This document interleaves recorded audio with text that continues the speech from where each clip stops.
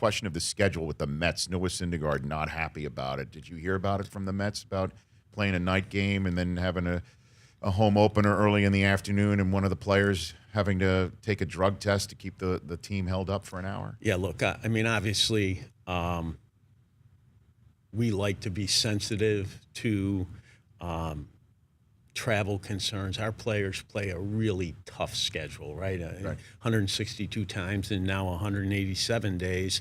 But the fact of the matter is, one of the keys to a really strong drug program, which is what we have, is a lack of predictability. If players know they're not going to be tested on a game day when they have to travel afterward, that's a weakness in the program. So while I don't love the inconvenience, I'm really sympathetic to what some of the Mets players said. I think the larger issue is that we have a drug program that is completely unpredictable in terms of when you're going to be tested, and that's a good thing. Okay. My Red Sox friend, Chris Brockman, over there is probably, this is born out of the record that the Red Sox currently have, right? What's their record right now, Chris? What's their record right now? 2-6. Okay. That starting the season on the road for a World Series champion is something that obviously you can't prevent, right? Because the schedule's done before the season's over. Right. Did I get that right, Chris? Yes. Okay.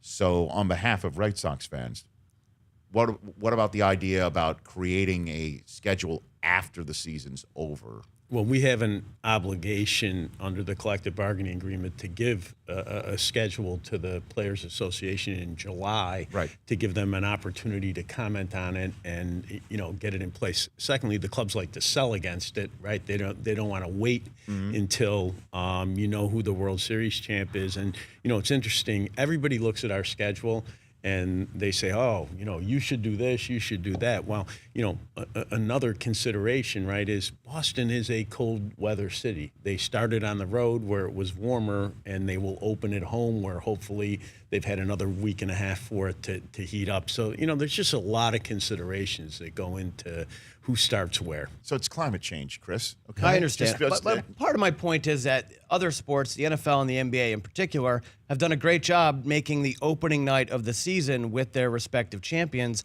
a big event. And I think baseball could take this, look at them, and use it as an opportunity to do the same. Yeah, I think that I think from a practical perspective, to start building a schedule once you know who wins the World Series, you just don't have enough time to do it. You remember it's 2,430 games, right, as opposed to a much more limited 256 number. for football, right? Yeah, sure. Yeah, I mean, it's just a more complicated process, and from a timing perspective, probably not workable. The Rich Eisen Show, weekdays at noon Eastern on Audience.